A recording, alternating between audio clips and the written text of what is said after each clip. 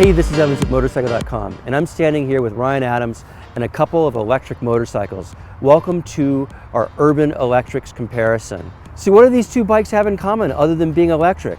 I mean, the Zero DSR is a scrambler style bike, and the BMW C Evolution, well, it's a scooter, but both of these bikes are capable of going 80 miles per hour. The DSR will go much faster than that, but both of them will go 80 miles an hour, so they're safe on the freeway, and they both get about 60 to 70 miles range at that freeway speed. So that should handle pretty much anybody's commute. You can also use them for running around town, going to school, whatever you want. So we thought we would compare these two urban electrics and see what they were like. What do you say we go for a ride? Let's get down here.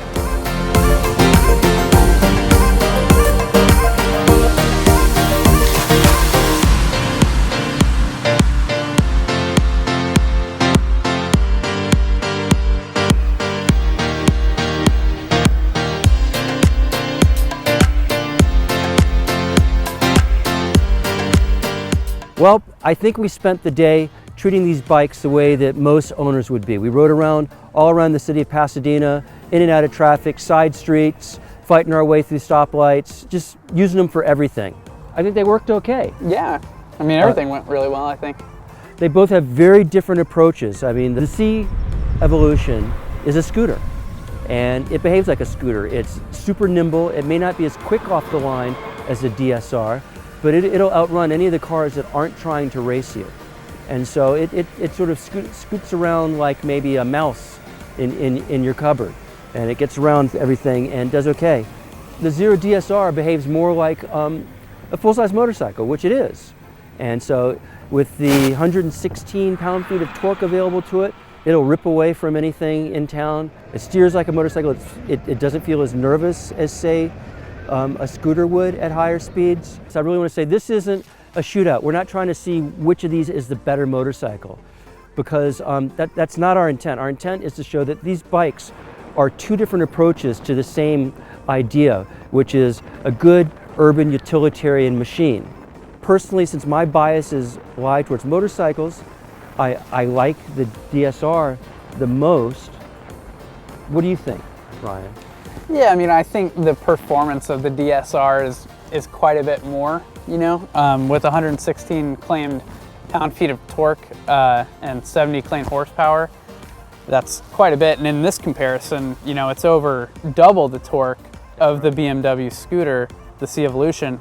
So, I mean, this one definitely has the performance advantage, and for me, it comes with these nice Pirelli NT60 tires that'll do just fine on any kind of, you know, fire road or something like that. It's got 7 inches of suspension travel, so you know it's got a decent amount of suspension for, you know, little fire roads and things like that.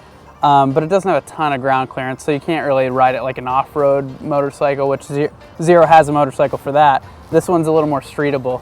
But now you're going to have to confess to this. But around here in the parking lot, there are all these trees growing in the middle of the parking lot, and around the trees are like 5-foot by 5-foot squares of dirt, and like a little kid with a mud puddle. Ryan could not stay away from them. In fact, the last one you did, I don't think you saw the guy parked in the car with his windows open right next to it. Ryan gets in the dirt, and as soon as he hits the dirt, he gooses the throttle, spins up the rear tire, throws dust everywhere, and goes off into the distance cackling. That is true. I've been itching to get this thing on dirt all day. So every little bit that I could find, even if there were innocent bystanders that might have gotten a little dusty because of it, I couldn't help myself. I'm sorry to that person. But back to the test at hand. You know, we're really trying to figure out what makes these urban motorcycles, what makes these work really well, and why you want to consider an electric one over an internal combustion one. And I really think that we got a lot of looks around town today when we were riding, because people noticed that they weren't making noise. Especially when we snuck up on people. Yeah, in the alley, you scared that woman. Yeah, you scared her. I scared her. Well, my helmet was down, so I think it was the bike that scared her. Yeah. Otherwise. But they're quiet, and they have all of their power available right at the bottom end. And I think that makes them really usable around town. The DSR is the only electric motorcycle I've been able to get from my house up to Newcomb's Ranch on the Crest and back home on a single charge. which was a gas. Well, maybe it wasn't a gas, it was a charge, it was a something, which was a lot of fun. It's something I've always wanted to do on an electric bike. I've actually been using the BMW more. And the reason is, it's a much more practical thing for the type of stuff I run out of my house for during the day, during the week. Because it's got this trunk for storage. I can run a variety of errands, go and pick up some milk, go drop off the lunch at my daughter's school because she forgot it again, just because it's super quick and easy. So it just shows, the DSR is more motorcycle-like and the BMW is more scooter-like, but depending on what type of job you want to do, that will determine which of these you would choose if you're looking for an urban electric motorcycle. Do you have anything to add to that, Ryan? No, I mean, I think that basically sums it up, and that's why, I think scooters are more popular overseas. People use them as, it's not so much a luxury item, it's a necessity to get around and to carry stuff around and whatnot. And between these two, yeah, the BMW is going to be the more utilitarian one. But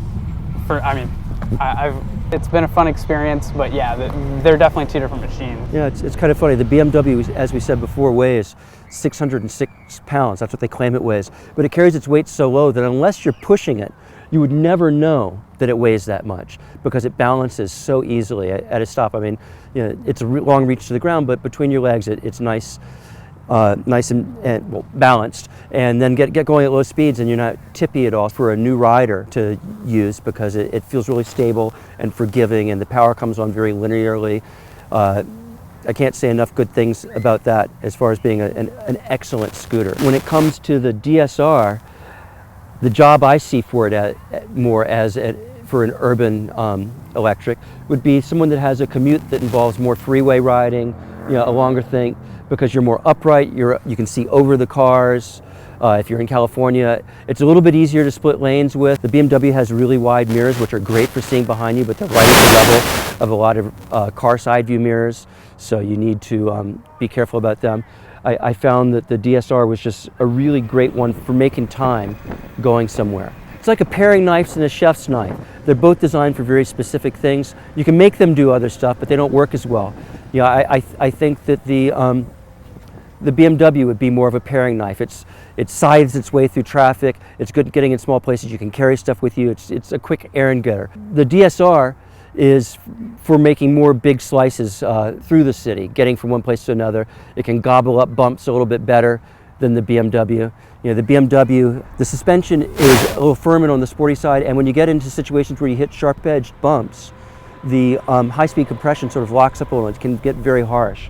Whereas the DSR, with its more off-roady suspension, sucks that stuff up, and it makes it a lot more pleasant to get over. Definitely, this thing is set up to be a little on and off-road, dual sporty kind of bike without tons of ground clearance. But the suspension, I mean, it feels really great and sporty on the BMW. But again, if you're riding through downtown LA, insert your city here, and there's crappy roads, the Zero DSR is going to soak up the bumps a little bit better with the 7 inches of suspension travel and generally more plush suspension. Now, most bikes that have electronic throttle today come with modes, so it's not something that's strange to us. However, on electric vehicles, the modes really do play a huge role. For example, the BMW's modes are dynamic, which is sporty. It has the most aggressive throttle response. It also has very aggressive regen, and you can actually use the throttle to modulate your speed entering corners. Next comes road, which isn't as dynamic, obviously. It's a little less sporty. It's good for everyday riding. The mode that I found myself using the most around town was sail, and that is, it's got the same throttle response as road, but absolutely no regen. I found on the BMW that I thought the regen was a little bit too aggressive, so if you rolled off the throttle, it was like hitting the brakes. And so I like being able to roll off the throttle and really just coast. And when I'm doing shorter hops, I'm not really worried about generating electricity to increase my range, because I'm only going 5 miles out of the 90 miles I have available at city street speeds. And then there's Eco Pro, which really limits the throttle response, gives you heavier regen, and also limits the top speed to 65 miles per hour to help you eke out the last range. Ryan, why don't you tell me about the modes in the DSR? not quite as confusing. We only got 3. So we've got Sport, which gives you everything the bike has to offer in terms of power. And then you have Eco, which will allow you to, save a little bit of your battery life. And then you also have Custom. And Custom is, exactly what it sounds like. You can go in and tweak the settings and how the power comes on and the engine braking and all that stuff, because Zero has an app for that.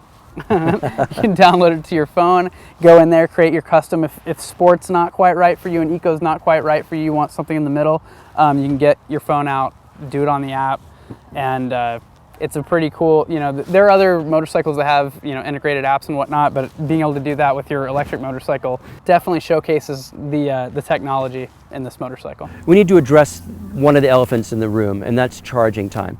The BMW, if you're charging it from 0 on the batteries, a battery level of 0 in a 110 outlet, it's going to take over 9 hours to charge. If you have it on a level 2, it will take half that time, a little over 4 hours.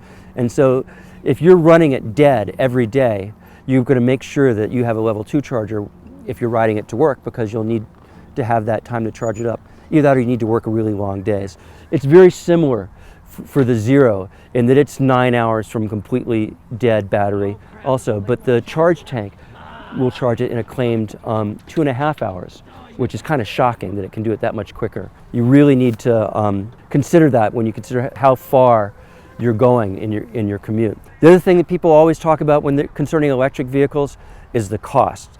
The BMW is $13,750, which is pretty pricey for a scooter. But when you hear the price of the Zero, you might think that that's not so bad, because the Zero with the charge tank, which is a $2,300 addition to the price, checks in at just under $19,000. So that's a lot of money. Zero has the charts on their website to show that if you ride it a certain amount, it will pay off over time, because you're not doing any maintenance. All you have are tires and brake pads. States have incentives. California, I believe, has a $900 incentive to go with your electric vehicle. But maintenance is really low. So the type of stuff that would cost you money, valve jobs, oil changes, stuff like that, you don't have with an electric bike. So it will, if you use it enough over time, go positive expense-wise. But it takes a little while.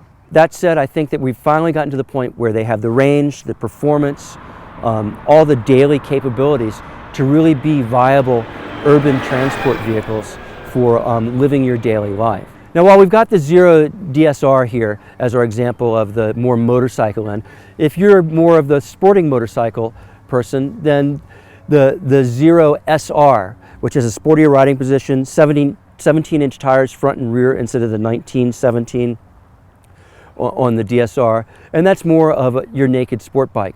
The performance numbers will be very similar, a little bit different, but very similar. I don't know the pricing off the top of my head. But so what we have here is the DSR in the motorcycle end of the spectrum, the BMW C Evolution as the scooter end of the electric spectrum, and really what would determine which of these electric vehicles you would choose is what job do you have.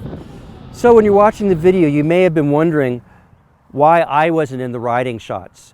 We pulled Troy in because I'm also the staff photographer and we need to take stills for the road test. So Troy came in and actually was our photo model. And I know you'd much rather look at him talk about the bike than me, but he's sick and his voice is cracking like an adolescent boy, and I don't think he really wanted to be able to say anything. But come here and say hello to the folks. Hello, people. This is my voice today. I shouldn't be on camera. Nobody wants that. See, we told you so. So for the full story, we're going to do a full comparison, not a shootout, just a comparison between these two bikes. Go to Motorcycle.com and read all about it. If you liked this video, hit like, subscribe, visit often. We like to have you here. Leave comments. And We'll see you next time. for me and the kid here, we'll see you next time. Yeah.